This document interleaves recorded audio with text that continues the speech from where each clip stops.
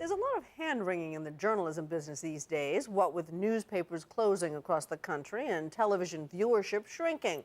Into these frothy times comes a woman on a mission, an unlikely savior, a self-made force of nature.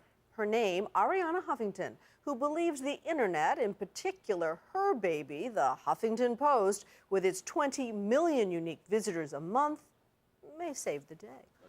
We first caught up with Arianna Huffington, the controversial queen of new media, in Washington, where she was to testify before Congress about the death of newspapers. But the discussion needs to move from how do we save newspapers to how do we save and strengthen journalism, however it is delivered. According to the Washington Post, she is one of the accused killers, a charge she flatly denies. If the Huffington Post did not exist, newspapers would not have any fewer problems than they're having now. So it's not your fault? It's not our fault. No surprise, she believes her website, the Huffington Post, can help save news, not destroy it.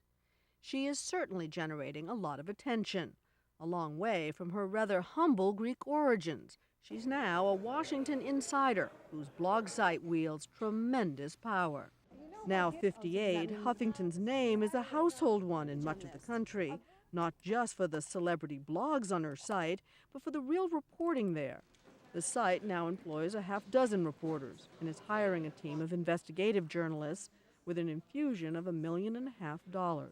I hope we can not just save investigative journalism, but strengthen it, because I think it's amazing that journalists miss the two biggest stories of our time. You know, the lead up to the war in Iraq and the economic meltdown. Those are fighting words, of course, in the journalism community. Well, we did miss them. And sure, there are honorable exceptions. The blog team, drum roll, please. She takes us for a tour of her newsroom in New York. They deal with all the neurotic bloggers, right?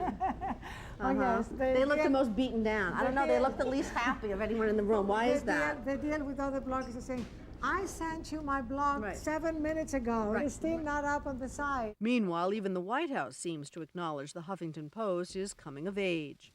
President Obama called on its reporter, Sam Stein, at his first press conference. Sam Stein, Huffington Post. Where's Sam? Thank you, Mr. President. Today, How involved is Huffington herself?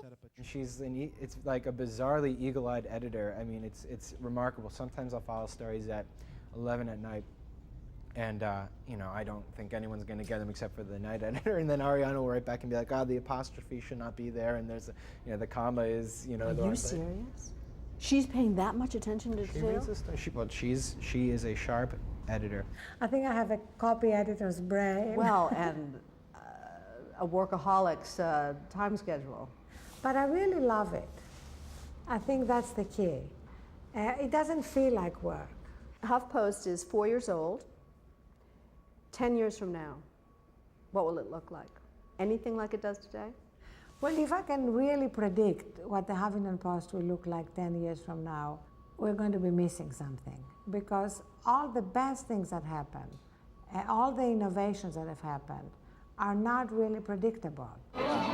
But you can be sure that the media empress, who still calls herself a Greek peasant girl, will somehow be in the middle of it.